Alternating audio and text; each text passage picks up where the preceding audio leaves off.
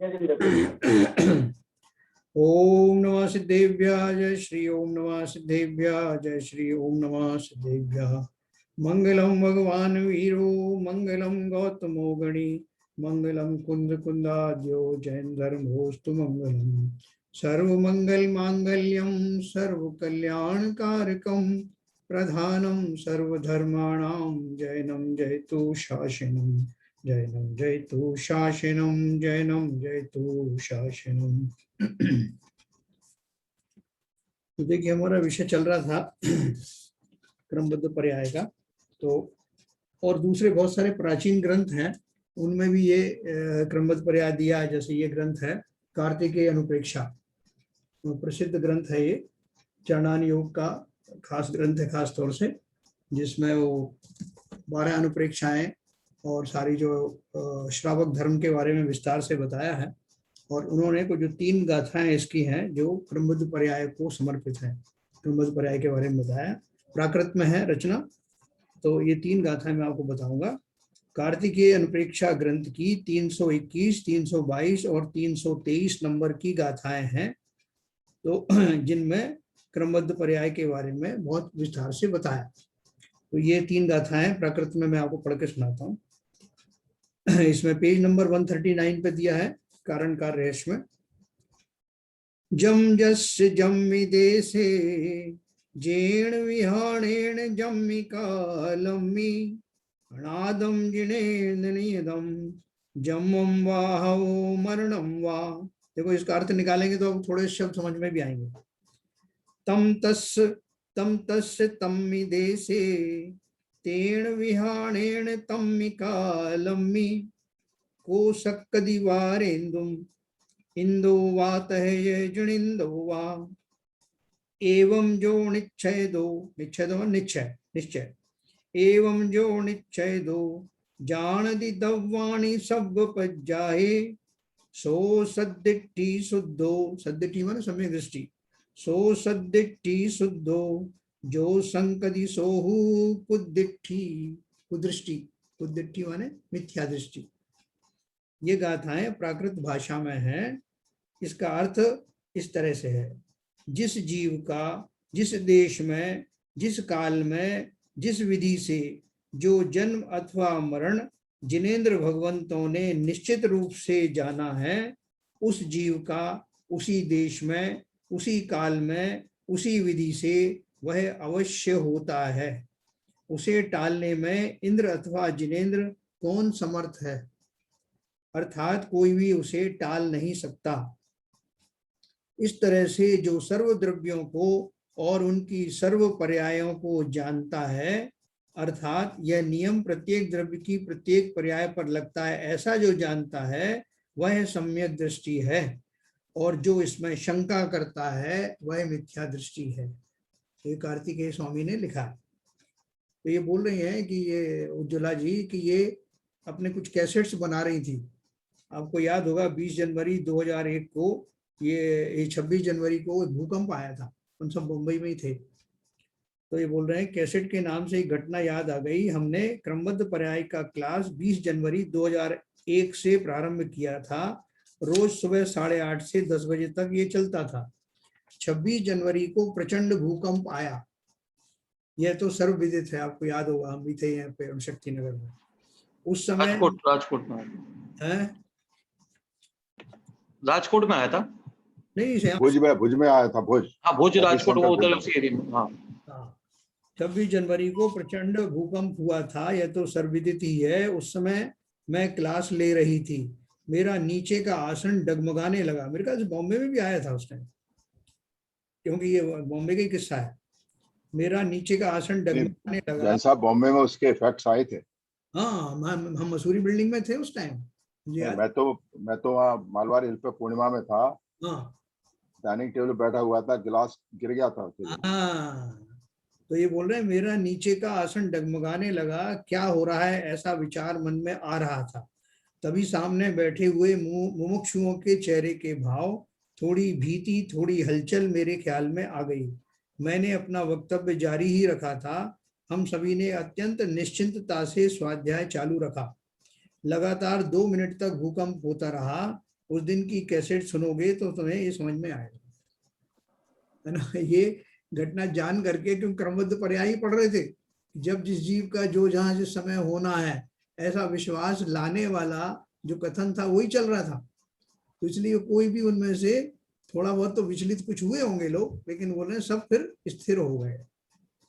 देखो तो सही, क्रमबद्ध पर्याय का सिद्धांत समझ में आने के कारण संकट का भय, मरण का भी भय नष्ट हो जाता है, निराकुलता की प्राप्ति होती है ना। ये उन्होंने इसलिए घटना विशेष बताई कि जैसे जैसे ये सिद्धांत अब जीवन में घटित करेंगे, हमारी बहुत निराकुलता आ जाएगी हमारे जीवन में।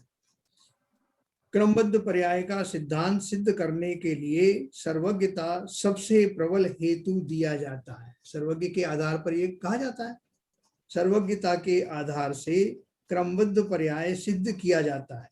सर्वज्ञता संबंधी अनेक मिथ्या मान्यताओं का खंडन हम पहले ही कर चुके हैं। बीती हुई बातों को, घटना को तो कोई भी बदल नहीं सकता, इस बात का प्रत्येक व्यक्ति विश्वास करता है, उसे मान्य करता है, परंतु भविष्यकालीन प्रत्येक घटना भी निश्चित है और वह भी निश्चित क्रम से होने वाली है और उसे बदलने में कोई भी समर्थ नहीं है। इस बात को अनेक लोग नहीं मानते हैं।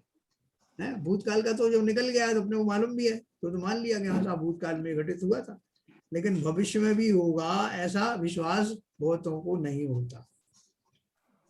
इस बात को अनेक लोग नहीं मानते, इस बात का उन्हें विश्वास नहीं है। उसे स्वीकार करने से उन्हें स्वयं का कर्तृत्व और पुरुषार्थ नष्ट होने की आशंका प्रतीत होती है।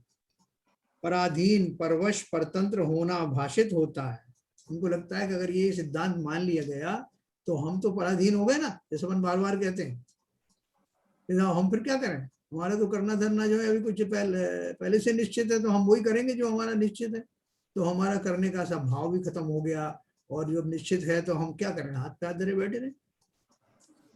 तो हम वो बोल रहे हैं, परंतु इसमें तो अनंत स्वतंत्रता है कि आपका जो है सब कुछ पूरा पाथ तैयार है, आप अवश्य पुरुषार्थ करोगे। देखो इसमें एक चीज आती है कि जैसे कोई छोटे मोटे ज्ञानी से आप पूछो ना कि भैया मेरा बेटा पास होगा कि फेल होगा, तो वो कह देगा, या तो ये कहेगा कि भाई साहब वो कुछ कह नहीं सकते, अगर वो पढ़ा तो पास हो जाएगा और नहीं पढ़ा तो नहीं होगा। तो बोलते सर्वज्ञ की वाणी में ऐसी बात नहीं आएगी, सर्वज्ञ की वाणी में यही आएगा कि वो पढ़ेगा भी और पास भी होगा ना। वहां निश्चित चीज चलती है, अनिश्चय नहीं चलता कुछ भी। कोई कंडीशनल नहीं होता। पर्याय को तो द्रव्य की भी अपेक्षा नहीं है, प्रत्येक पर्याय तत्समय की पर्याय की योग्यता के अनुसार, अर्थात अपनी ही योग्यता के अनुसार स्वयं के षटकारक से उसी प्रकार परिणमित होती है, अन्य प्रकार से नहीं। ऐसी सुनिश्चितता एवं स्वतंत्रता है। तो एक एक पर्याय स्वतंत्र है, वो उसे चाहकर भी कोई रोक नहीं सकता। जिस द्रव्य में से वो निकल रही, वो द्रव्य भी चाहे कि मैं इसे रोक लूं तो रोक नहीं सकता, क्योंकि वो द्रव्य के गुण ही है, तो द्रव्य में से ही निकल के आ रही है। यह निश्चितता जानने से हम निश्चिंत हो जाते हैं, आकुलता रहित और चिंता रहित हो जाते हैं। सर्वज्ञ भगवान इन सभी पर्यायों को वर्तमान में ही युगपत स्पष्ट प्रत्यक्ष जानते हैं। युगपत माने एक साथ, भूत भविष्य वर्तमान की समस्त प्राणी मात्र की समस्त कण कण की स्वतंत्रता और उनका परिणमन सर्वज्ञ देव एक साथ जानते हैं, इसे युगपत कहते हैं। यह तो ज्ञान की दिव्यता है, ज्ञान स्वभाव का सामर्थ्य है। जो जीव ज्ञान के इस सामर्थ्य का इनकार करता है, सर्वज्ञता का अर्थात स्वयं के सर्वज्ञ स्वरूप को स्वीकार नहीं करता, उसका अज्ञान और मोह राग द्वेष हटते नहीं। अरहंत और सिद्ध सर्वज्ञ हैं, उनके सर्वज्ञ स्वरूप का ही पता ना होगा तो उनका नाम स्मरण करने से, नमोकार मंत्र की मालाएं फेरने से, इतने सालों से पूजा अर्चा करने से हमें कुछ भी लाभ प्राप्त नहीं होगा। देखो हमारा पूरा जो धर्म है, जो जैन सिद्धांत है, वो एक बात पर आधारित है। वो क्या है? सर्वज्ञता के ऊपर। सर्वज्ञ ने ये बताया, सर्वज्ञ की वाणी में ये आया, उसके अनुसार हम सब सर्वज्ञ को मानते हैं। तो फलतः वहां से हमारा बेस शुरू होता है। सर्वज्ञ ने बताया और सर्वज्ञ पर सबको विश्वास है। लेकिन सर्वज्ञ का जैसा स्वरूप है वैसा ना मानकर हम उसका अन्यथा स्वरूप मानेंगे। बहुत सारे लोग, अभी आप इसमें आगे भी देखेंगे तो बहुत सारे लोग बोलते हैं नहीं साहब वो पर को तो जानते हैं, स्व को नहीं जानते। कुछ बोलते हैं नहीं वो स्व को तो जानते हैं, पर को नहीं जानते। ऐसे लोगों ने उसमें बंटवारा कर रखा है। जबकि सर्वज्ञ जो है बिना किसी विवाद के सभी को एक साथ जानते हैं। पर वस्तुओं को जानने का अर्थ क्या है? वो उनके ज्ञान की शुद्धता के कारण, स्वच्छता के कारण ज्ञान में झलकते हैं। जानने की चेष्टा नहीं करते हो, लेकिन स्व को जानना तो उनका स्वभाव है, तो वो उनके उससे तन्मय होकर के जानते हैं। जैसे मान लीजिए कि अपन जो किसी का ग्रुप फोटोग्राफ देखते ना, ग्रुप फोटोग्राफ में हम भी खड़े हैं तो हमारा ध्यान जो विशेष तौर से अपने ऊपर जाता है, उस पर मैं कहाँ हूँ इसमें। दर्पण में भी बहुत सारे लोग खड़े हैं तो अपनी इमेज को हम देखते हैं और बहुत अच्छे से देखते, तन्मय होकर देखते हैं। उसी तरह से सर्वज्ञ स्व को तो तन्मय होकर जानते हैं और बाकी के जितने पर पदार्थ हैं उनके परिणमन हैं वो उनकी ज्ञान की स्वच्छता के कारण सहज ही उनके ज्ञान में आते हैं। उनको उसकी कोई कोशिश नहीं करनी पड़ती, ना कोई इच्छा करनी पड़ती। तो जो जीव ज्ञान के इस सामर्थ्य का इनकार करता है, सर्वज्ञता का अर्थात स्वयं के सर्वज्ञ स्वरूप को स्वीकार नहीं करता, उसके अज्ञान और मोह रागद्वेष हटते नहीं। अनंत सिद्ध की जो हम पूजन करते हैं तो कैसे करते हैं? उनका स्वरूप जाने बिना करते हैं, इसलिए हमारा काम नहीं हुआ। नहीं, पूजा करना कोई कम बात थोड़ी है। पूजा पाठ के लिए कहीं कहीं आपको ये पढ़ने को मिलेगा नहीं साहब ये पूजा पाठ तो ये पहली क्लास है, उससे आगे बढ़ो। वो किस अपेक्षा से कहा? अगर हम जो है उसको खाली फॉर्मेलिटी के तौर पर करते हैं तो पहली क्लास है, लेकिन अगर वही पूजा हमारा स्वाध्याय बन जाए, उसमें बहुत आजकल तो पूजा इतनी बढ़िया लिखी जा रही है क्योंकि पूरा सिद्धांत उसमें आता है और सर्वज्ञ का स्वरूप उसके एक एक लाइन में लिखा हुआ है। अगर हम उस दृष्टि से उन भावों से उनको पढ़ें तो पूजा ना होकर के स्वाध्याय सामायिक सब कुछ हो जाए, चिंतन का विषय बन जाए और फिर वो पूजा हमारा अभिष्ट फल देने में समर्थ हो जाती है। हम ऐसी पूजा कहाँ करते हैं? तो इसलिए पूजा के देखो दो फायदे हैं। पहला तो जिस सर्वज्ञ ने आपको ये सब बताया, सिद्धांत बताया, उनके प्रति आपको बहुमान आता है तो उनको एक थैंक्स गिविंग सेरेमनी हो जाती है सुबह सुबह। मैं उनको धन्यवाद देता हूँ, मेरा भाग्य मुझे ऐसे सर्वज्ञ मिले जिन्होंने मेरे वस्तु स्वरूप से मुझे परिचय कराया मेरा। इसलिए उनके प्रति जो हमारे विनम्रता का, विनय का जो भाव होता है उसके वश पूजा होती है। दूसरी पूजा होती है उनके गुणों के कारण कि उन्होंने वो सारे गुण जो प्राप्त कर लिए, जो जीव द्रव्य का स्वभाव है, जो सर्वज्ञता भी उनका स्वभाव ही है, मेरा भी स्वभाव हुई है। ऐसे भाव पूर्वक एक पूजन भी अगर हमने कर ली तो उसी क्षण हमारा काफी काम हो जाता है। और हम अनंत भाव से कर रहे हैं लेकिन काम क्यों नहीं हो रहा? फिर सर्वज्ञ का वैसा स्वरूप ख्याल में आता नहीं। देखो आगे चलते हैं। प्रवचन सार लिखा, देखो अनंत और सिद्ध सर्वज्ञ हैं, उनके सर्वज्ञ स्वरूप का ही पता ना होगा तो उनका नाम स्मरण करने से, नवकार मंत्र की मालाएं फेरने से, इतने सालों से पूजा अर्चा करने से हमें कुछ भी लाभ प्राप्त नहीं होगा, हुआ भी नहीं। छोटे मोटे हमको ये मिल जाते हैं भौतिक सुख वगैरह, कोई संकट आ जाता है तो हम जाके जोर जोर से पढ़ने लगते हैं, एक आध विधान कर लेते हैं। लेकिन जैसा स्वरूप वास्तव में पूजन अर्चना का है वैसा स्वरूप समझ करके मैं कहाँ करता हूँ। मैं तो पूजा का अर्थ भी नहीं समझता, पूजा किसे कहते हैं, है ना। ये को पूजन रहस्य करके एक पुस्तक निकाली किसी ने, पूजन का क्या रहस्य, अभिषेक का रहस्य क्या है, शांति धारा का क्या रहस्य है, वो सब पढ़े अपन और पढ़ करके फिर उन क्रियाओं को करें आप, तब आपको आनंद आएगा और तब वास्तव में आप मार्ग प्रशस्त होगा। प्रवचन सार ग्रंथ में कहा है कि जो अरहंत को द्रव्य रूप से, गुण रूप से और पर्याय रूप से जानता है वह अपनी आत्मा को जानता है। ये प्रवचन सार की बहुत प्रसिद्ध गाथा है, वो मैं आपको कभी सुनाऊंगा पढ़ के, अभी मैंने लिखी नहीं, प्राकृत में है वो, कि जो जानता है किसको, अपनी आत्मा को, अरहंत को जो जानता है वो अपनी आत्मा को भी जान जाएगा। कैसे जानता है? जो अरहंत को द्रव्य रूप से, गुण रूप से और पर्याय रूप से जानता है वह अपनी आत्मा को भी जानता है या आत्मा को जानता है और उसका मोह यानी मिथ्यात्व विलय को प्राप्त हो जाता है, नष्ट हो जाता है। इसने जिनेंद्रिय को जान लिया इसलिए तो मैं जानता हूं। नहीं तो मुझे क्या पड़ी, मेरे लिए तो परद्रव्य है ना। जिस तरह दर्पण मेरे लिए परद्रव्य है, लेकिन उसमें मेरी छाया दिखती है, मेरा अक्ष दिखता है, इसलिए मैं उसका सहारा लेता हूँ, आलम्बन लेता हूँ।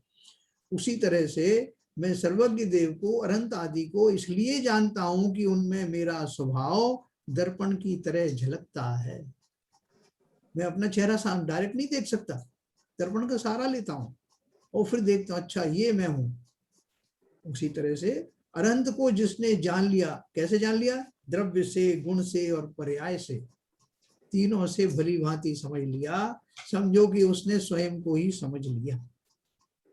वह अपनी आत्मा को जानता है, उसका मोह यानी मिथ्यात्व विलय को प्राप्त हो जाता है, नष्ट हो जाता है।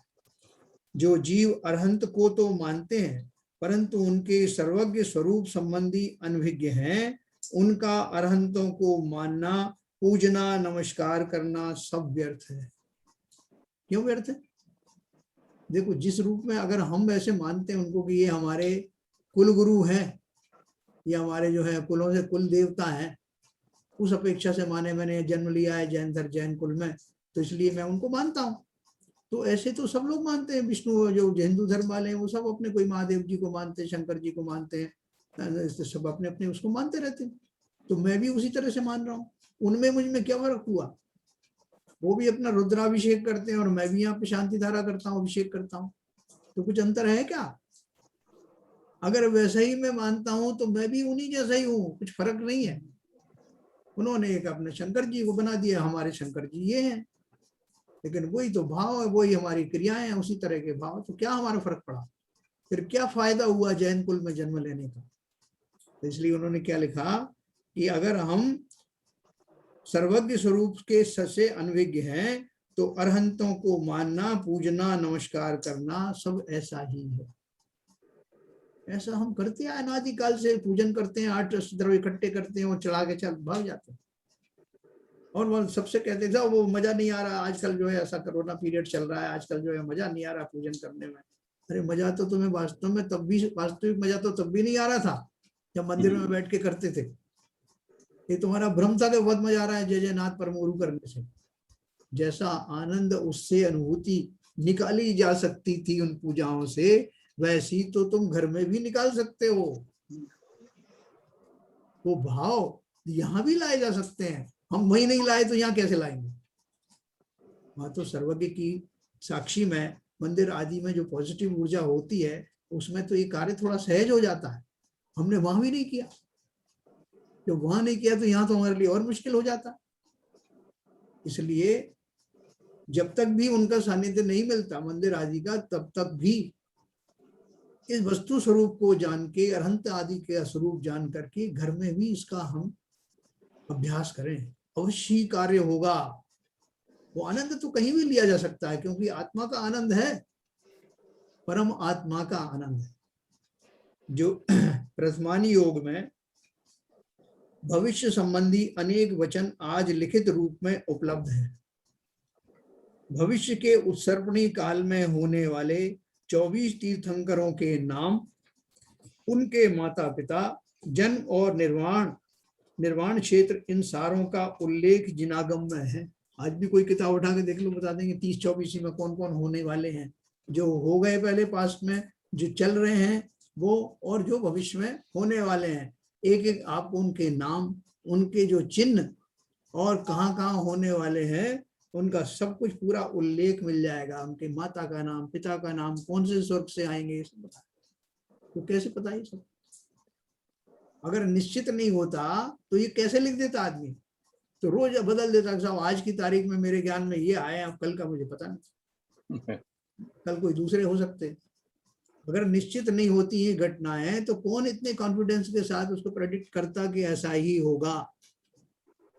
तो इस तीर्थंकरों की अपन 30-24 की जगह जगह पे स्थापित की है ना मूर्तियां, कुंडलपुर में है और कहाँ कहाँ 30-24 बनी हुई है, शिखर जी में है। तो मात्र तीर्थंकरों के ही नहीं, परंतु सभी 63 शलाका पुरुषों के नाम भी प्रसिद्ध हैं। ये शलाका पुरुष यानी विशेष व्यक्ति कौन है? अपन ने पढ़ा था शलाका पुरुष के बारे में। उसे जानने से पहले उत्सर्पणी अवसर्पणी कालचक्र आदि की जानकारी हम लेते हैं। ये सब लोगों ने पढ़ रखा है, दोबारा पढ़ने की जरूरत है क्या? उत्सर्पणी अवसर्पणी काल। संजय प्रकाश अनम्यूट करके बताओ। अपन ने जैन धर्म जानिए में पढ़ा था ना, उत्सर्पणी अवसर्पणी काल क्या होता है, कौन कैसे काल परिवर्तन होता है, सबको पता है ना ये कि नहीं पता? तो चलो पढ़ा है ना? चलो तो मैं बिल्कुल शॉर्ट में बताऊंगा। और देखो इसमें जो अपन को जो अभी जीव जो है निकल के आए नहीं, तीर्थंकर बने ही नहीं है। अपन पहले से जानते हैं कि रावण तीर्थंकर बनेंगे, लक्ष्मण जी तीर्थंकर बनेंगे विदेश क्षेत्र में, इनके गणधर होंगे, सीता का जीव क्या कर रहा है, सब अपन कैसे जानते हैं? सर्वज्ञ की वाणी में कहीं ना कहीं आया, और आचार्यों ने ग्रंथ बनाए तो उनका जगह जगह वर्णन आया। तो वो निश्चित है ना। वो अगर निश्चित नहीं होता तो कैसे मालूम पड़ता कि रावण आएंगे? सब कह नहीं सकते कि रावण भी बन सकते हैं और कोई और भी दूसरा बन सकता है, और वो वही बनेंगे, ये पता नहीं साहब। वो नरक में है कि यहाँ से पता नहीं, जब निकल के आएंगे सामने तब बताएंगे। पहले से कैसे घटनाएं बता दी गई, इतने हजारों करोड़ों अरबों वर्षों पूर्व की घटनाएं जो अभी घटित हुई नहीं। तो 20 कोड़ा कोड़ी सागर वर्षों का एक कल्पकाल होता है, उसमें से 10 कोड़ा कोड़ी सागरों का अवसर्पणी काल और 10 कोड़ा कोड़ी सागरों का उत्सर्पणी काल होता है ना? उस अवसर्पणी चल रहा है वर्तमान में, क्या अवसर्पणी चल रहा है अभी? अवसर्पणी काल चल रहा है। अवसर्पणी माने उतरता हुआ बोल रहे हैं। उतरता हुआ कैसे? ये तो चढ़ता हुआ हो रहा है। पंचम काल के बाद छठवां काल आने वाला है, चौथे के बाद तो बढ़ता हुआ है। उतरता हुआ का अर्थ क्या है? अपन ने पढ़ा ना ये अवसर्पणी उत्सर्पणी, तो इसका अर्थ क्या है आरपी जैन साहब?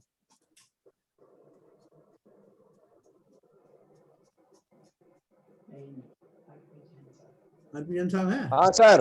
हाँ, ये क्या उतरता हुआ क्यों बोल रहे हैं अवसर्पणी काल को? ये तो चढ़ता हुआ है अपने हिसाब से, नंबर तो बढ़ रहा है ना। नहीं ऐसा है, हाँ एक सीरियल नंबर दे दिया गया है इन कालों को 1 2 3 4। हाँ ओके, हाँ तो पहला काल जो बड़ा काल था जी, वो बड़े काल से छोटा काल, छोटे काल से थोड़ा छोटा, थोड़ा छोटा होता रहा है, छठवें तक छोटा हो जाएगा। लेकिन अब जो नेक्स्ट आने वाला है उपसर्पणी काल जो है, पहले छोटा काल आएगा, फिर उससे बड़ा, फिर उससे बड़ा, फिर उससे बड़ा, लास्ट में एक सबसे बड़ा 4 कोड़ा कोड़ी सागर का आएगा। तो इस तरह से उतरता हुआ चढ़ता हुआ देते हैं। नहीं देखो इसमें एक परिमाण क्या होता है, सुख का परिमाण घटता हुआ आए। तो वो हाँ, उस समय काल तो हो गया, काल के साथ आयुष, आयुष भी ऐसे ही चलती है, हाइट्स भी ऐसे ही चलती हैं। अवसर्पणी काल में भी कैसे हो रहा है? सुखमा, पहले कौन सा काल होता? सुखमा सुखमा, सुखमा सुखमा, हाँ, फिर सुखमा काल, फिर सुखमा दुखमा, दुखमा काल। तो वो सारी जो है उनकी जो शरीरों के आकार घटते हुए आते हैं फिर बाद में। और आयुष का भी ऐसे ही है, आयुष का भी है, सुख का परिमाण भी घटता हुआ आता है, इसलिए उतरता हुआ है, वो नंबर से नहीं है। और जब जो अवसर्पणी काल जो आएगा उसमें क्या होगा, वो वहां बढ़ता हुआ चला जाएगा। छठे के बाद छठा काल आएगा, फिर पंचम काल आएगा, फिर चौथा आएगा, है ना? तो वहां पर यूं आएगा और इस तरह से उनका जो है वो बढ़ता हुआ चला जाएगा। भाई साहब एक बार अगर शॉर्ट में समझा दें तो अच्छा है। ओके, देखो मैं आप इसी में से पढ़ के सुनाता हूँ। 20 कोड़ा कोड़ी सागर वर्षों का एक कल्पकाल होता है, उसमें से 10 कोड़ा कोड़ी सागरों का अवसर्पणी या उतरता हुआ काल और 10 कोड़ा कोड़ी सागरों का उत्सर्पणी यानी चढ़ता हुआ काल होता है। तो चढ़ता हुआ उतरते का अर्थ क्या है कि पहला जो अभी जो चल रहा है, अभी कौन सा काल चल रहा है? अवसर्पणी वाला चल रहा है, जिसमें कि जो पहले काल में जो सुख का परिमाण था वो बहुत ज्यादा था, दूसरे में उससे कम हुआ, तीसरे में उससे कम हुआ, चौथे में उससे कम हुआ, पांचवें में उससे कम हुआ जिसमें हम अभी हैं, और छठवें में तो बिल्कुल दुख ही दुख है, सुख नाम की कोई चीज नहीं। उसके बाद में फिर प्रलय होगी, छठा काल के बाद में फिर प्रलय होगी, और कर्म भूमियों में जहां जहां ये प्रलय होती है वो वृत क्षेत्र और ऐरावत क्षेत्र में, वहां पर जो प्रलय काल होने के बाद में वो 72 जोड़े उनको विजार्द पर्वत की गुफाओं में देवता रख देते हैं, और जब छठा काल दूसरा समाप्त हो जाता है तब वहां से उन कर्म भूमियों में फिर से सृष्टि शुरू होती है। वो 72 जोड़े बाहर आते हैं, उनसे फिर से फर्दर संतति बढ़ती जाती है। ये इसका पूरा रहस्य है। आपने नीरजा जी ये पढ़ा नहीं होगा वैसे, उसमें जैन धर्म जानिए में भी दिया है विस्तार से, और जी इसमें मैंने पढ़ा नहीं है। अच्छा, तो मैं आपको इसमें से जितना है वो बता दूंगा, फिर आपके लिए स्पेशली कहीं और किसी समय में आपको बताऊंगा। तो अंकल जी ये जो प्रलय काल है तो दोनों छठा काल खत्म होगा फिर छठा काल स्टार्ट होगा उसके बाद आएगा या बीच में रहेगा? जो अभी जो छठा काल आएगा उसके बाद प्रलय होगी, प्रलय होगी, प्रलय होने के बाद में फिर जो है शुभवृष्टियां होंगी, वो छठा काल आएगा दूसरा। अच्छा, मतलब बीच में रहेगा ये प्रलय काल दोनों छठे काल के। हाँ, उसमें शुभवृष्टियां होती हैं, जैसे अभी कुवृष्टि होगी ना, अग्नि गिरेगी और जो भीषण हवाएं चलेंगी और बरसातें होंगी, ये सब जो है कुवृष्टियां होती हैं। जमीन की जो उर्वरक शक्ति समाप्त हो जाती है, दूध वगैरह सब गायब हो जाएगा, अग्नि का लोप हो जाएगा, ये सब होगा। उसके बाद में सब जब वो दूसरा जो छठा काल आएगा उसमें शुभवृष्टियों से शुरू होगा। ऐसी जो है वृष्टि होगी जिसमें जमीन फिर से उपजाऊ हो जाएगी, दूध आदि होगा, अग्नि प्रकट हो जाएगी, ये सारी चीजें होंगी। धीरे धीरे ये बढ़ती जाएगी, ये मतलब बढ़ती जाएगी, वो तो बढ़ते बढ़ते अभी ये घटता हुआ जा रहा है। शरीर के प्रमाण भी देखो अभी कम हो रहे हैं। स्वामी की सबसे कम आयु थी तीर्थंकरों में और सबसे कम हाइट थी। तो ये इस तरह से काल परिवर्तन होते होते छठवां काल आएगा, फिर छठवें के बाद शुभवृष्टि होगी, दूसरा छठवां काल, पंचम, चौथा, इस तरह से होते होते ये सब होगा।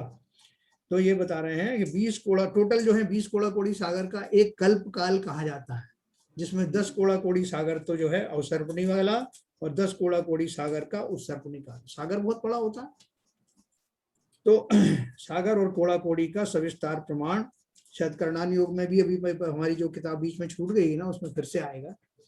उत्सर्पणी और अवसर्पणी काल में प्रश्न था, ये प्रलय काल का भी कोई ड्यूरेशन रहता है?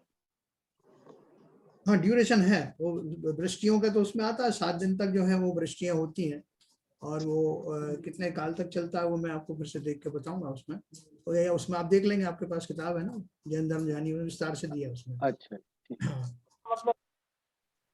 नीरजा जी आपके पास वो किताब है क्या जैन धर्म जानी है? नहीं, 7 हफ्ते तक चलता है, 49 दिन का काल होता है ये। हाँ, वो देखिए उसमें बहुत विस्तार से दिया, अपन ने पढ़ा था काफी इसलिए पढ़ा था कि बार बार इसका प्रकरण आता है। सर सर्पणी का मतलब क्या सर? सर्पण अवसर्पणी उत्सर्पणी कहा जाता है, ये शब्द है जिनका मतलब है कि वो उसमें उतना पीरियड होता है, और वो पीरियड में एक उतरता हुआ पीरियड होता है, एक चढ़ता हुआ पीरियड होता है। अवसर्पणी में उतरता हुआ और उत्सर्पणी में चढ़ता हुआ। उत्सर्प क्या बोलते हैं उसको, अवसर्पण और उत्सर्पण होता है ना, बढ़ने हुए को बोलते हैं अवसर्पण, माने कम होना। आपने लेंस के बारे में पढ़ा ना हिंदी में, अवतल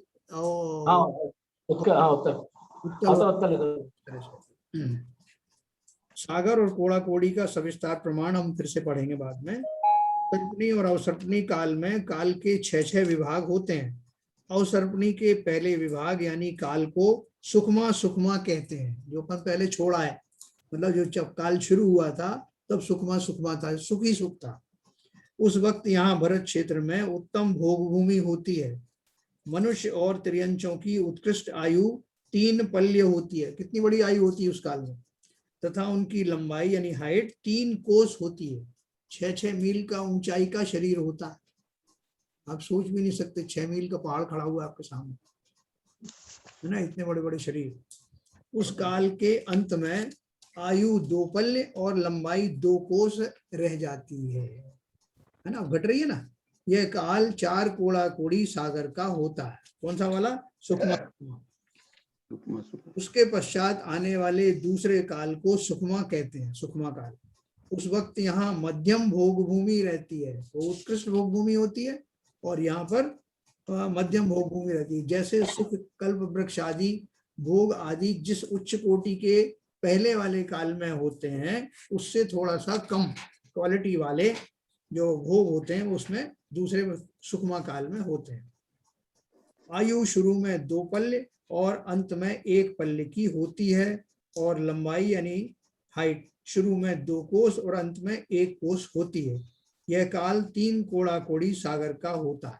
पहला 4 का, दूसरा 3 कोड़ा कोड़ी सागर। उसके पश्चात आने वाले तीसरे काल को सुखमा दुखमा कहते हैं, यानी अब इसमें दुख का भी थोड़ा समावेश हो गया। उस वक्त यहाँ जगन्य भोग भूमि रहती है। देखो जगन्य का अर्थ नीरजा जी यहाँ जो अपने जैन शब्दों में थोड़ा सा फर्क है। यहाँ आजकल जगन्य जैसे कहते हैं कि बहुत गंभीर चीज को जगन्य कहते थे, जी। लेकिन वास्तव में शास्त्रों में जगन्य का मतलब है मिनिमम। अच्छा, मिनिमम पॉजिटिव हो गया। हाँ, जगन्य माने मिनिमम। जी। अपन तो ये बोलते हैं जघन्य अपराध किया उसने, मतलब बहुत हाँ, बड़ा हाँ, किया, है ना। हाँ।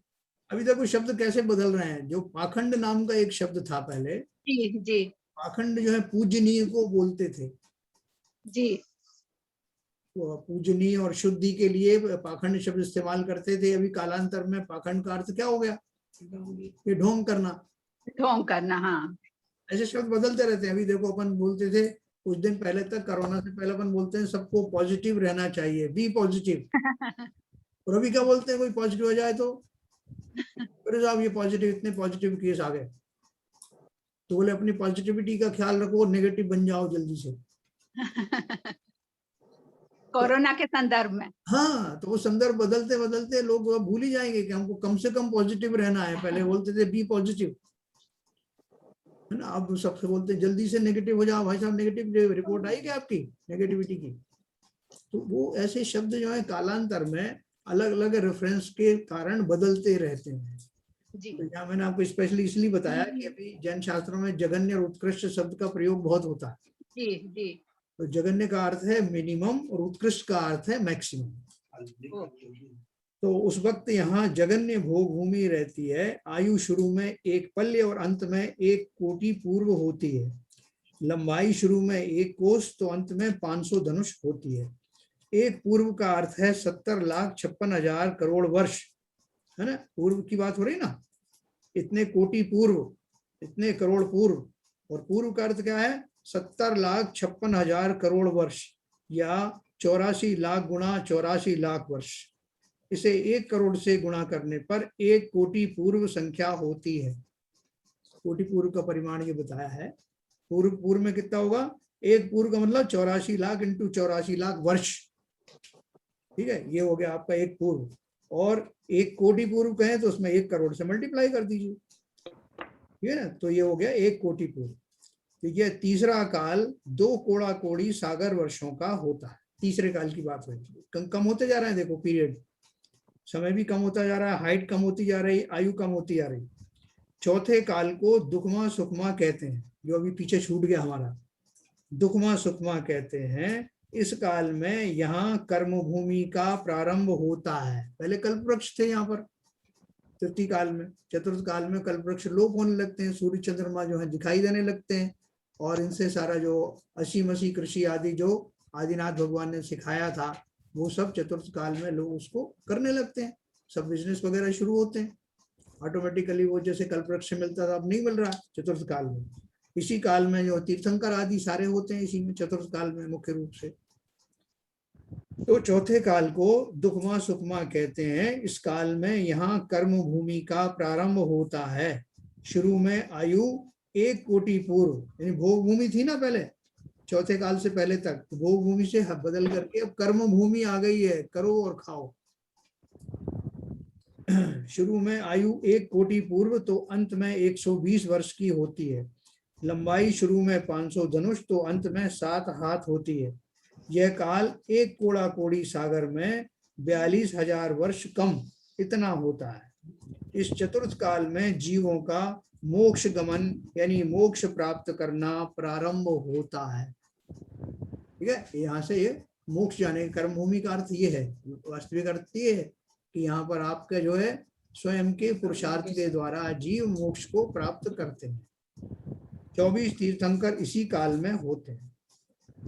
भोग भूमि का जीव चौथे गुण स्थान तक ही जा सकता है। जो अपने अपने जो छोड़ा है ना, पहला दूसरा तीसरा जो काल छोड़ के आए हैं, जिनमें उत्कृष्ट से लेकर के जगन्य भोग भूमियों का निर्माण होता है, उस काल में जो जीव होते हैं वो सम्यक दृष्टि तो हो सकते हैं, और वो सम्यक दृष्टि का जो चतुर्थ गुण स्थान है वहां तक ही रह सकते हैं। पंचम गुण स्थान आदि जहाँ नियम संयम आदि पालन किया जाता है। ये सर, ये भूतकाल की 24वीं हुई है, वो कब हुई है? हाँ, ये अभी निकला है ना चतुर्थ काल, महावीर स्वामी के अभी समय। तो ठीक है, ये तो वर्तमान मतलब वो चल रही है 24वीं भूतकाल की जी, ये तो वर्तमान चल रही है ना।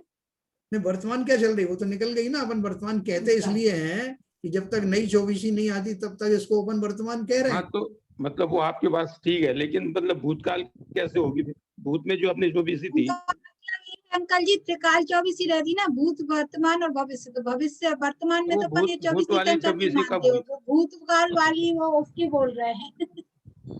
जो अभी महावीर स्वामी वाली जो निकली ना, आदिनाथ से लेके महावीर, नहीं, आदिनाथ से महावीर स्वामी तो ठीक है, उसके पहले की। उसके पहले की तो फिर वो उसका जो काल है ना, चौथे हाँ, काल में ही होते हैं। उसी अब काल में। सर्पणी काल जो हाँ, सर्पणी जो आया तो उसके पहले वाला जो काल आया होगा उसमें जो हाँ, चतुर्थ उसमें हुई है। उसमें, ठीक है ना। तो चौथे काल को दुखमा सुखमा कह दिया अपन ने, समझ गए। अब भोग भूमि का जीव, देखो महावीर स्वामी का जब निर्वाण हुआ तो उस समय में पंचम काल आने में थोड़ा ही समय बाकी था, है ना।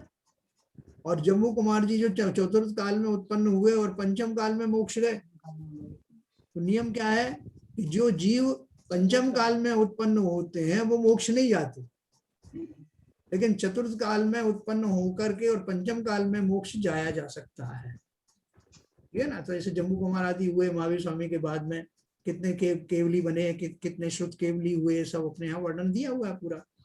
तो ये समझ लो कि महावीर स्वामी के बाद से तीर्थंकरों के आज की अपेक्षा से देखें तो फिर पंचम काल शुरू हो गया, जिसमें अपन लोगों ने जन्म लिया। वैसे तो पंचम काल में जन्म लेना जो है, लोग बोलते हैं कि हम बड़े अभागे हैं, लेकिन एक हिसाब से हम जो है भाग्यवान हैं कि हमने पंचम काल के शुरू में ही जन्म लिया। महावीर स्वामी के निर्वाण को कितने साल हुए? 3000 साल के लगभग हुए, और 21,000 साल का जो है पंचम काल है, 18,000 साल अभी बाकी है, और अभी अच्छा खासा धर्म कर्म चल रहा है। तो इस हिसाब से हम बहुत भाग्यशाली हैं। इस पर्याय में नहीं तो अगली पर्याय में जाकर के देव बन करके फिर मनुष्य बन करके मोक्ष जा सकते है ना। मुश्किल नहीं है, अपन उसी की कोशिश तो कर रहे हैं। अभी देखो, किसी को मालूम पड़ेगा साहब फलानी जगह पे वो कोरोना की मेडिसिन अवेलेबल है, तो तुरंत रजिस्ट्रेशन करते हैं, तुरंत चले जाते हैं वहां, अरे साहब पता नहीं मिलेगी कि नहीं मिलेगी। उसी तरह से हमारे अंदर भी ऐसी जिज्ञासा होना चाहिए कि भैया मैं अपना ऐसा काम कर लूं जिससे कि मैं जैसे ही मौका मिले मैं मोक्ष को पधार जाऊं। वही अपन सब कर रहे हैं कि ज्यादा नहीं हमारे पास समय बहुत कम है, इसका उपयोग करना है। तो देखो, भोग भूमि का जीव चौथे गुण स्थान तक ही जा सकता है, वहां के सारे जीव मरकर देव गति में ही जाते हैं। भोग भूमि का जीव मरकर कहाँ जाएगा? क्योंकि तो सम्यक्त पूर्वक है ना, तो वैसे भी वो सम्यक्ति नहीं भी हो तब भी वो नीचे वाले स्वर्ग में चले जाएंगे, लेकिन जाते देवगति में है। मिथ्या दृष्टि मरकर भवनवासी ज्योतिषी या व्यंतर देव होते हैं, इन्हें भवनत्रिक देव भी कहते हैं। सम्यक दृष्टि मरकर पहले स्वधर्म स्वर्ग या दूसरे ईशान स्वर्ग में जन्म लेते हैं। ये भोग भूमि वाले जीवों की बात कर रहे हैं, जो तीसरे काल तक जो भोग भूमि रहती है उनके जीवों की बात कर रहे हैं। कर्म भूमि के जीव मरकर चारों गति में से किसी भी गति में जा सकते हैं। कर्म भूमि के जो जीव हैं चतुर्थ काल वाले, वो मर करके चारों गति में से किसी भी गति में जा सकते हैं। मनुष्य जीव पुरुषार्थ करके मोक्ष भी प्रकट कर सकता है। तो हम कर्म भूमि में हैं अभी, लेकिन काल दोष के कारण, हम पंचम काल में होने के कारण हम बाकी सब तो कर सकते हैं, लेकिन सिर्फ मोक्ष नहीं जा सकते। हमें दर्शन प्राप्त कर सकते हैं और देव बन सकते हैं। नारकी वारकी तो हमें जाना नहीं है, तो इसलिए उसकी बात नहीं कर रहे हैं, त्रियंशों में नहीं होना है, लेकिन देवगति में जा सकते हैं। और समय दर्शन प्राप्ति के कारण हम अगले भाव, एक भाव धारण करके उन्हें मनुष्य भाव धारण करके मोक्ष जा सकते। पांचवें काल का नाम है दुखमा, जो हमारा वर्तमान में यहाँ भरत क्षेत्र में पंचम काल चल रहा है। इस काल में जन्मा हुआ जीव मोक्ष प्राप्ति का पुरुषार्थ तो नहीं कर सकता, परंतु मनुष्य यानी पुरुष मुनि बनकर 7वें गुण स्थान तक का पुरुषार्थ कर सकते हैं, है ना। 7वें गुण स्थान तक यह काल 21,000 वर्षों का होता है। आयु शुरू में 120 वर्ष तो अंत में 20 वर्ष होती है। लंबाई शुरू में 7 हाथ तो अंत में 2 हाथ होती है। आज भी आपको बहुत सारी जगह पे 120-20 साल के लोग मिल जाएंगे। कोई रिश्तेदार पैसे की जरूरत हुई तो कुछ खाना है ना। फॉरेन में आपने सुना होगा, जयपुर में रहता हूँ तो गया तो जयपुर में रह कोई जान को बात संस्था हुआ तो ठीक है, नहीं तो पदमचंद जी म्यूट कर लीजिए, आपकी बात करते हैं। तो ये हो गया लंबाई शुरू में 7 हाथ तो अंत में 2 हाथ होती है। छठवें काल का नाम है दुखमा। दुखमा जो छठवां काल आएगा, यह काल भी 21,000 वर्षों का होता है। इस काल में धर्म का लोप होता है। आयु शुरू में 20 वर्ष तो अंत में 15 वर्ष होती है। छठे काल में मतलब 20 साल से शुरू होकर जब छठा काल समाप्ति की ओर होता है तब आयु घट करके 15 वर्ष रह जाती है। मनुष्य की लंबाई शुरू में 2 हाथ तो अंत में 1 हाथ रह जाती है। सुखमा और दुखमा के बदले सुखमा दुखमा कहने की भी पद्धति शास्त्रों में है। हमने देखा कि अवसर्पणी के इन 6 कालों में आयु और लंबाई क्रमशः घटती जाती है। परंतु मजे की बात तो यह है कि मनुष्य का आहार तो बढ़ता जाता है, प्रमाण भी बढ़ता है और अधिक बार भोजन किया जाता है। प्रथम काल में हर चौथे दिन बेर जितना आहार होता है। देखो जो अपने जो कभी 6 काल पढ़े ना, उन कालों में कि क्या रहस्य है कि पहले शुरू में जबकि शरीर इतने बड़े हैं, सब कुछ इतना लंबे चौड़े हैं, लेकिन भोजन का परिमाण बहुत कम है। और बाद में शरीरों की लंबाई और उनकी जो अवगाहना है वो तो घटती जाती है, लेकिन भोजन करने का प्रमाण और फ्रीक्वेंसी बढ़ती जाती है। प्रथम काल में हर चौथे दिन बेर जितना आहार होता है। द्वितीय काल में 1 दिन छोड़कर बेड़े जितना आहार होता है। तीसरे काल में 1 दिन छोड़कर आंवले जितना आहार होता है। तो चतुर्थ काल में रोज 1 बार आहार होता है। पंचम काल में बार-बार आहार लेता है। यह बात तो अपने पर घटित हो ही रही है ना, कुछ ना कुछ चलते रहता है ना, कुछ नहीं तो अपन सौंफ सुपारी तो खाते ही रहते हैं। छठवें काल में अति प्रचुर वृत्ति होती है, मछली अंडे आदि का आहार होता है। ये 6 काल उल्टे क्रम से उत्सर्पणी काल में होते हैं। काल का यह क्रम किसी ने बनाया नहीं है, वह सहज नैसर्गिक क्रम है। उस काल में जीवों की योग्यता और शरीर की रचना भी सहज वैसी ही होती है। दोनों में मात्र निमित्त नैमित्तिक संबंध होता है, मतलब जीवों की योग्यता और शरीरों की रचना। जैसे कि ये अपना ये होते ना उत्तम संगनन होते हैं, बज्र सब नाराज संगनन, उन जीवों को होते हैं, अवश्य ही उन जीवों को होते हैं जिनको कि उसी शरीर से मोक्ष, उसी पर्याय से मोक्ष जाना होता है, तो उसको ये उत्तम संगनन अवश्य होते हैं। अभी इस काल में तो कोई मोक्ष जाता नहीं, इसलिए किसी उत्तम संगनन भी नहीं। तो ये उस हिसाब से बोल रहे हैं उस एंगल से कि उस काल में जीवों की योग्यता और शरीर की रचना भी सहज में वैसी ही होती है। दोनों में मात्र निमित्त नैमित्तिक संबंध होता है। अभी हम अवसर्पणी के पंचम काल में हैं। अवसर्पणी के एक प्रश्न था सर। हाँ बोले। ये उत्तरपणी काल जब शुरू होगा तो जो गिनती 6, 5, 4 ऐसे होगी या 1, 2, 3 से होगी? नहीं ऐसे ही होगी, 6, 5, 4, 3, 2, 1। तो फिर ये जो हम जैसे बोलते हैं दुखमा सुखमा दुखमा, तो वो किस तरह से चालू होगा? नहीं वो छठवें काल से जो है वो शुरू हो जाएगा। और छठवां काल जो है कितने समय का, जो अगला वाला छठवां आएगा, ठीक है, उसके बाद में जो ये वाला जो अपसर्पणी काल में छठा काल तो दुखमा है। हाँ, उत्सर्पणी काल में छठवां काल कौन सा होगा? दुखमा होगा या कुछ या सुखमा होगा? देखो अपन ने भाई पढ़ा था ना, दुखमा होगा। सेम सीरीज चलेगी, सीरीज वो चलेगी, मतलब उतना सुख जो है वहां पे शुरुआत तो में नहीं आएगा, लेकिन वो बढ़ता हुआ सुख आएगा। और वो 5वें काल में जो है आएगा, फिर चौथे काल में आएगा। वहां देखो जो अपना जो तीसरा काल होगा ना, 6वां, 5वां, चौथा, और फिर आएगा तीसरा। जो वो तीसरा काल होगा वो इक्विवेलेंट टू चौथा काल जो अपना अवसर्पणी का चल रहा है। जो अपसर्पणी में तो हम सब पहले वाले काल को हम सुखमा बोल रहे हैं।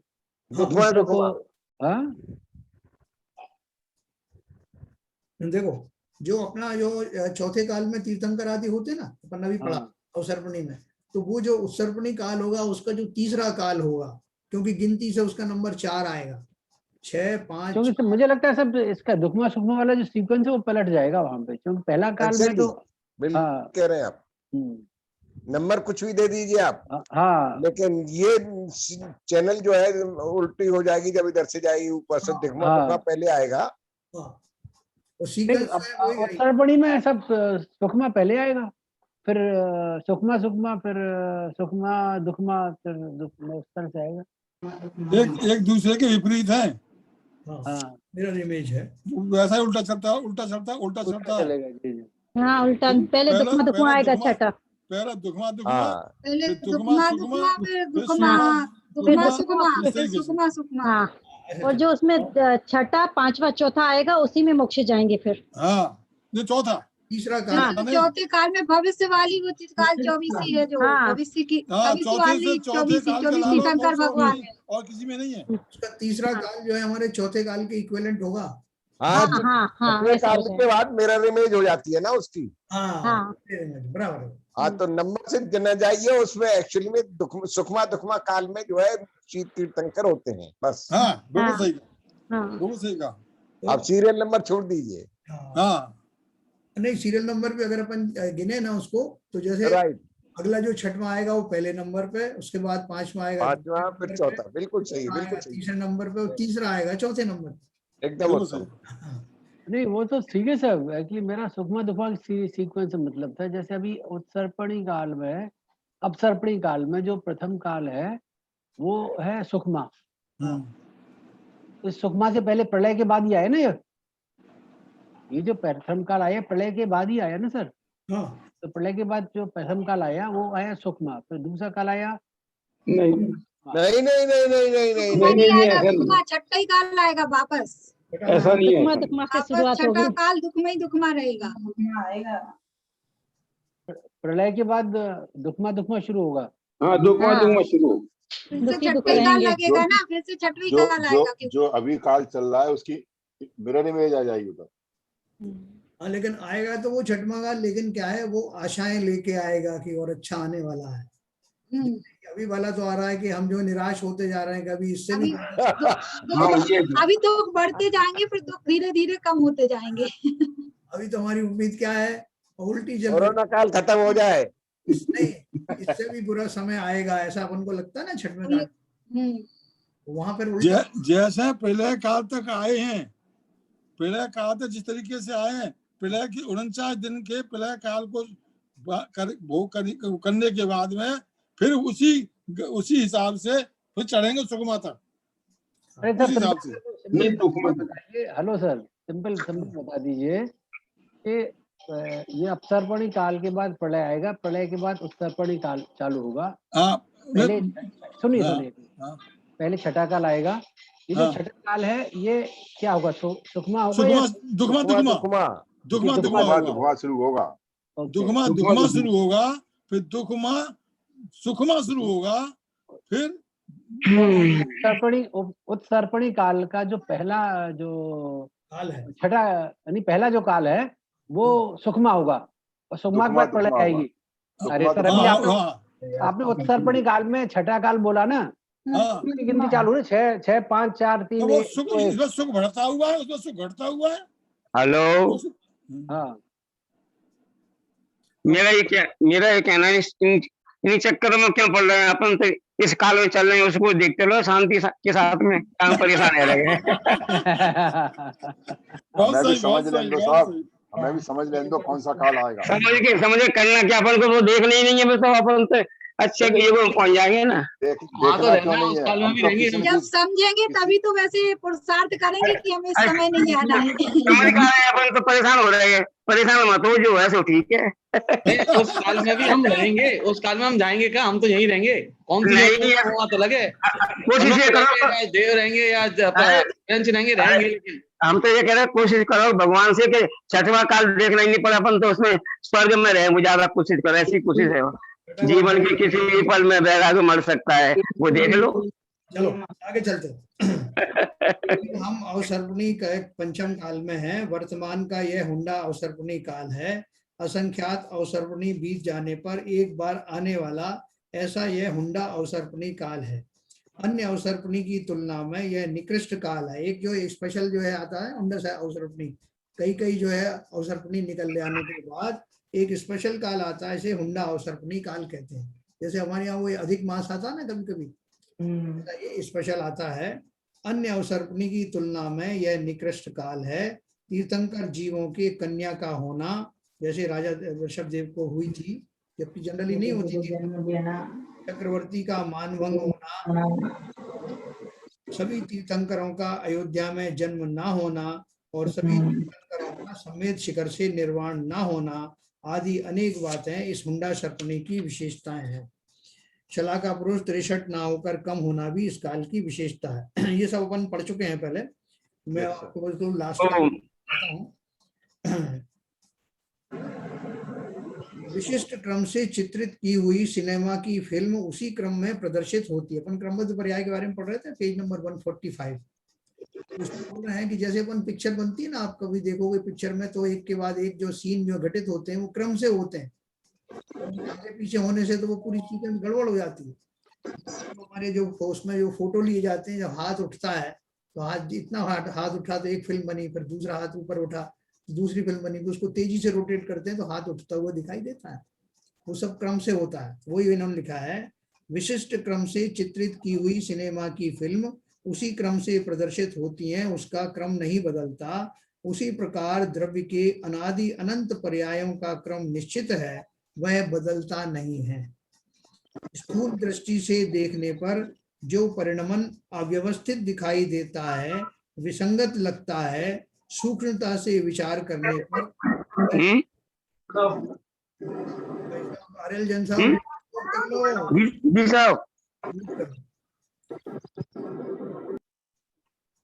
देखो, जो भी हम में से जो बात करने का विकल्प आता है बीच में, अपनी पत्नी से या कोई और बीच में हो, तो इस बात का ध्यान रखें कि जो हम बात कर रहे हैं वो सार्वजनिक हो जाएगी, इसलिए उसको तुरंत उसको म्यूट कर दिया करें अगर अपने बात करने का ऐसा कोई विकल्प आता है।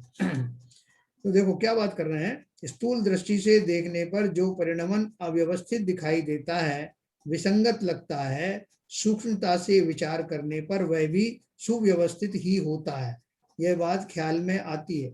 जिस प्रकार नाटक के रंगमंच पर जो दृश्य व्यवस्थित दिखाई देता है वह तो निश्चित और पूर्ण व्यवस्थित होता ही है, परंतु जो दृश्य अव्यवस्थित दिखाई देता है वह भी पूर्व नियोजित और व्यवस्थित ही होता है। देखो एक बहुत बढ़िया बात है, नीचे की लाइन में आपको सुनाता हूँ। जिस तरह राजमहल का दृश्य व्यवस्थित और पूर्व नियोजित होता है, जैसे आपको दिखाया जाए राजमहल का दृश्य दिखाओ तो राजमहल कैसे दिखाया जाएगा, तो बढ़िया द्वारपाल खड़े हुए हैं, बहुत सुंदर बिल्डिंग भवन बना हुआ है, तो उसमें जगह जगह सिंहासन जहाँ यथा जगह पर रखे गए हैं, जो कुछ फर्नीचर वगैरह सब व्यवस्थित है, राजमहल का आ गया दृश्य। अब एक झोंपड़ी का दृश्य दिखाना है तो झोंपड़ी के दृश्य को कैसे दिखाएंगे, टूटे फूटे बर्तन पड़े हुए हैं, है ना, उसको रखा जाएगा खास तौर से, ऐसा लगेगा बिखरे हुए इधर उधर, अव्यवस्थित सा दिखेगा। झुग्गी झोंपड़ी का कुछ पोर्शन टूटा हुआ दिखाया जाएगा, तो वो दिखाने की व्यवस्था की जाएगी कि उस रूप में वो भी व्यवस्था की गई है, उसकी भी, हमें भले ही वो अव्यवस्थित लगता है लेकिन उसकी भी व्यवस्था की जाती है। डायरेक्टर जो है पहले से बोलता है ये झोंपड़ी की व्यवस्था उसी तरह की होती है, उसी तरह की है, आपको टूटा फूटा दिखाई दे।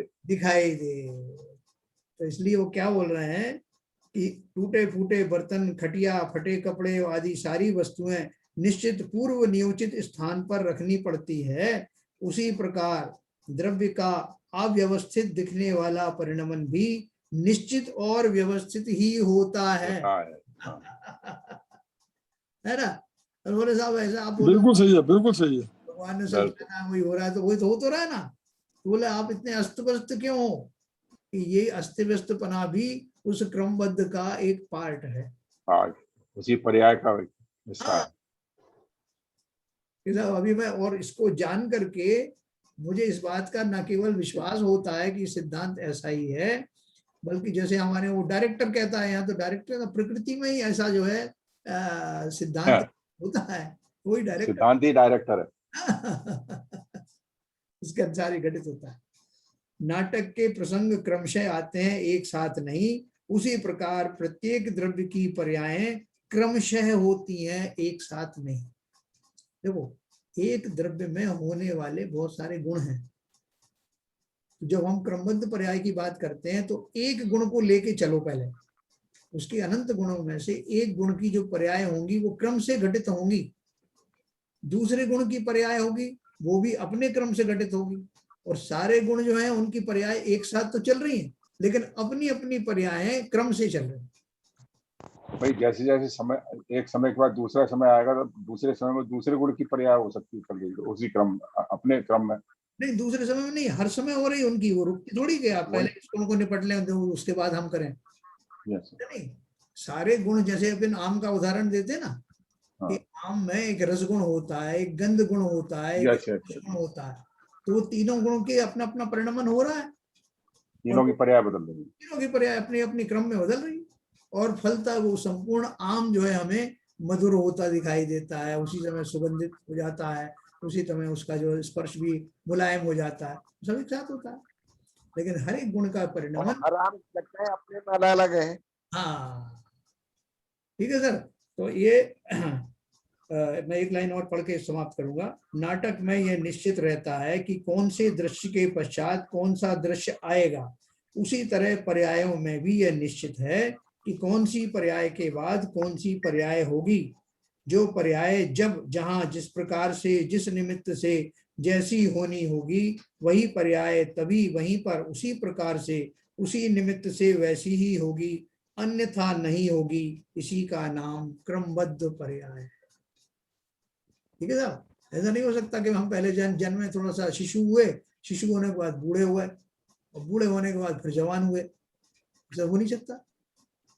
तो सारी जो सीक्वेंस है पूरी प्रकृति में वो बिल्कुल प्री अरेंज है, बहुत अच्छे से बनाई गई है, उस पर विश्वास अपनी अलग चलती है सर, है, निमित्तों की अपनी अलग चल रही है, क्रमबद्ध एक अलग से। हाँ, निमित्त इसकी लेकिन प्रकृति की बहुत अच्छी है। देखो प्रकृति में वो भी कि जितना सुख रहता उतनी ज्यादा आयु है, दुख आते हैं आते आयु भी कम की, इतना तो दुखमा काल में 20 वर्ष की आयु, इतना तो कम समय सहना पड़े। बहुत बढ़िया बात कही आपने, बहुत बढ़िया। स्टार्टिंग में ये मतलब अच्छे सुखमा काल है तो आयु भी सुख भोगने के लिए बहुत बड़ी दी है, लेकिन दुखमा काल में ये अच्छा हुआ कि कम आयु दी है, नहीं तो इतने तो कैसे भोगते इतने लंबे समय तक। देखो प्रकृति, मैं शुरू से कहता हूँ प्रकृति की सारी व्यवस्थाएं द्रव्यों के अनुकूल ही बनी हैं।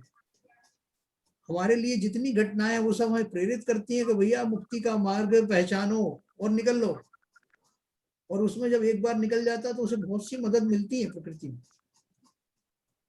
और प्रकृति मदद करती है। हाँ, और दूसरी बात एक और है प्रमिला, कि जो दुख के काल है ना, क्षण है, वो हमें बड़े लंबे लगते हैं, है ना, और जो सुख के हैं तो फटाफट बीत जाते हैं, साहब ये पता ही नहीं चला कब संडे आ गया, और संडे जाता वो ही बोल रहे हैं, लेकिन इतना 20 साल भी वो लंबे लगेंगे, लेकिन यदि इतनी लंबी होती तो फिर क्या करते दुखमा काल में। सही बात है, बिल्कुल सही बात।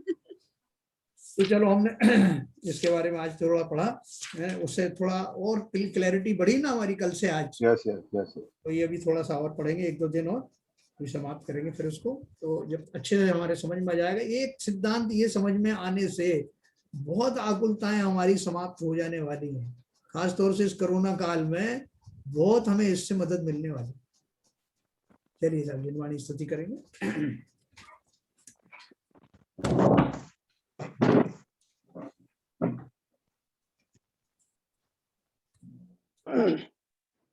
मिथ्यातम नाश वेको ज्ञान के प्रकाश वेको आप परभास वेको भानु सी बखानी है। छहो द्रव्य जान वेको बंध वेधि भान वेको स्वपर पिछान वेको परम प्रमाणी है। अनुभव बताए वेको जीव के जताए वेको काहू न सताए वेको भव्य और आनी है। जहाँ तहाँ तार वेको पार के उतार वेको सुख विस्तार वेको यही जिनवाणी है। ये जिनवाणी भारती तो है जपू दिन रैन, जो तेरी शरण आ गए सो पावे सुख चैन। जिनवाणी के ज्ञान से सूझे लोकालोक, सो वाणी मस्तक नमो सदा देते हैं दो, सदा देते हैं दो। अंजनवाड़ी माता की जय।